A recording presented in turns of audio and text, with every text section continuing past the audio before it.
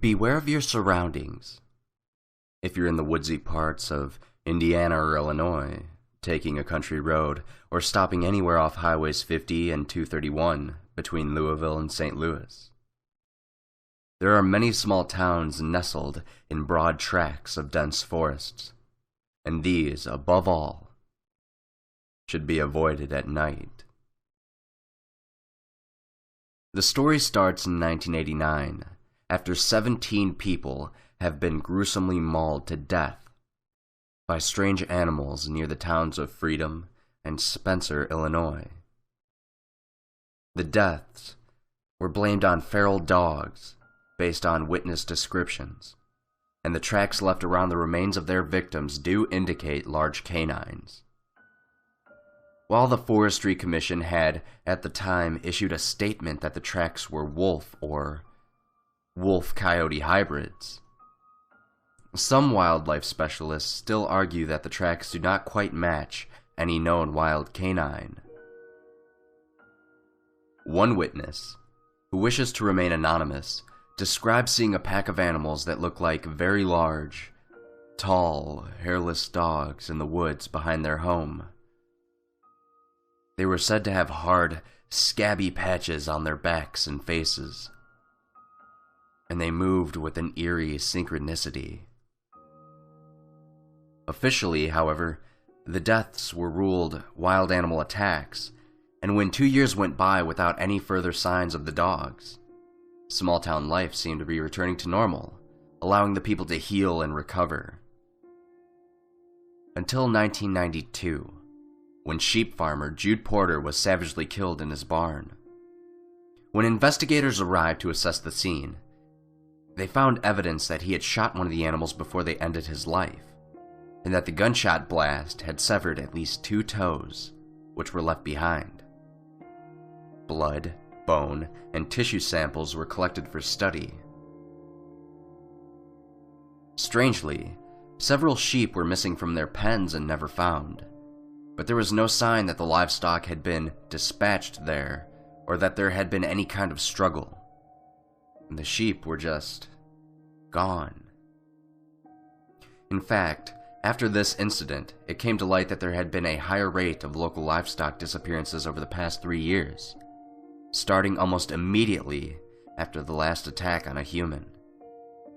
Thieves had been blamed, as rustling was and is still a problem out in the country, but investigators began to wonder if there wasn't a pattern.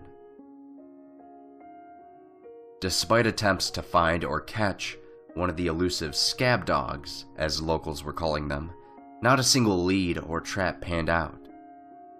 The creatures remained almost mythical, and gradually, more and more law officials were dismissing the possibility that they even existed, instead trying to put together stories of human murderers, accidents, or other wild animals to explain the deaths.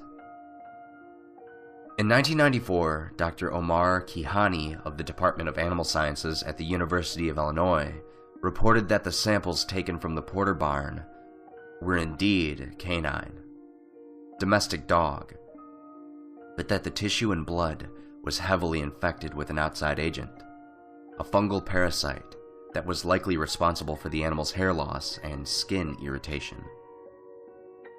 It took several months for the department to be granted test animals to observe the action of the fungus, 3 greyhounds. But what they discovered was so frightening and revolutionary that it should have totally inflamed the scientific community. Instead, the experiment was shut down, the information destroyed, and Dr. Kihani was dismissed under threat of being charged with animal cruelty.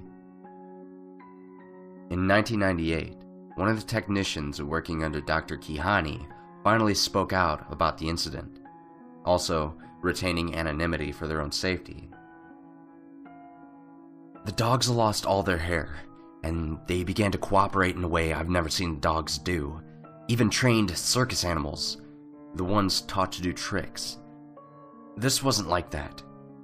They were trying to escape from their kennel. If someone hadn't checked the security camera, they would have gotten out. They were really close. So We put a lock on the door, and they tried to open the lock. They were thinking, like how people, humans, think. So we gave them some puzzles to do. These were for like 6-year-old kids, and they just did them. The technician believes that the dogs were using logical problem-solving abilities far above normal dogs, and that they were somehow communicating detailed ideas to each other. But without hard evidence to corroborate this story, that's all it is. A story. Dr. Kihani's original findings remain, and later analysis of the DNA shows that the fungus found in the scab dogs' blood is related to a known family of parasitic fungi, cordyceps.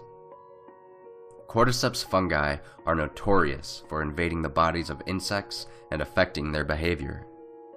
In the case of insects, their life cycle ends when the fruiting bodies of the fungus explodes from their corpses, sending spores out on the air to infect new hosts. Is it possible that this fungal infection actually affects the brain activity of dogs? Could it be making them more intelligent? More cooperative? Nobody knows. However, the scab dogs have never been captured, killed, or counted. It's not known how many exist, though there are still scattered sightings and rumors, and every so often a body is found, eaten down to the bones. Unfortunate hitchhikers, campers, or other foolish people who leave the safety of the freeway at night. So please, stay on the freeway. There's nothing to see in the woods.